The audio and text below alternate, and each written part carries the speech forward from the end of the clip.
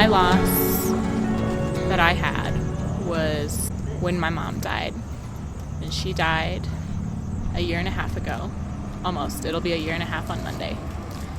And the summer before my senior year of high school, she was diagnosed with stage 4 colon cancer. By the time they found it, it had spread to other parts of her body. And so for 3 years, I sat through and I watched her go to chemo, and I watched her have surgery. I basically just for 3 years watched her deteriorate in front of me and my dad. And finally, September 2013, she passed away. The cancer won. And I was 20. It was 3 weeks before my 21st birthday that she died. And I never thought I was going to get over it. I mean, it's my mom. No. Like, you don't expect it. Like, and especially so young, like 20 years old, that's pretty young to lose your mom. Yeah. And I felt angry, and I felt cheated. I felt like I didn't get the same experiences that all my friends were going to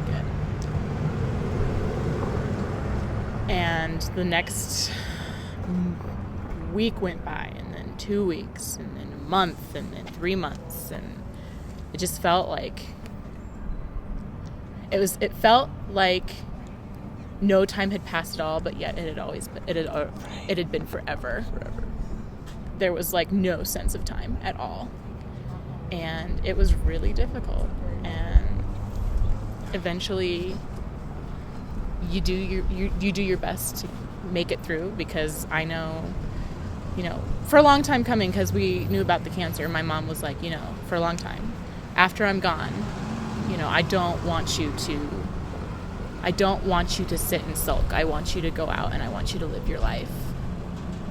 And so for the first couple months, that was really hard, because all I wanted to do was cry, and all I wanted to do was be with my mom and talk to her about my day, and I couldn't. All my friends would have hard days, and they'd call their moms, and I was like, well, great, I don't have anybody to talk to. And so for a while, that was really hard, and then eventually you just learn to accept it. Well, not accept it, but learn to live with it. Okay. This night I drip Denver in the cooler December. Well, music definitely helps, because I've been a musician since I was 8 years old, and being able to sing and play music and express myself, even though sometimes it wasn't the best performance of my life, it's that outlet. And I kind of already touched on it, but it's also that feeling that I knew that sulking and being stuck in that dark place is something that my mom would have hated me for. She would have wanted me to move on and get on with my life. And even though that's been really hard, that's what I've been trying to do, is I want to, even though she's not physically here, she's still in here, And I want to make her proud, and I want to make sure that I'm fulfilling her last wishes that she had for me. And that feeling is what pulled me out of it. I bade you leave this place. My head can't take the resurrections lightly, say and I've come undone. that even though there are times in life where things get really shitty, that there is always something better coming. I never thought that was going to... I never believed that.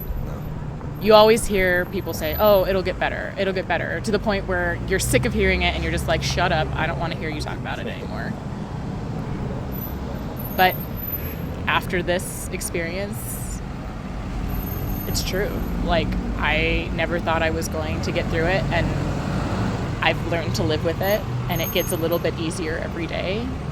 And even though there are some days where you just don't think you can, you just don't want to get out of bed, you just want to sit in bed and watch Netflix all day, if that there's always something that'll make it better. And there's always, even if it's just the fact that you get to go outside and be in the sunshine on a day where it's been snowing the last week, there's always something to look forward to. And you just have to appreciate the little things. And because even though little things might seem really little, a lot of little things amount to a big thing, and it'll get better.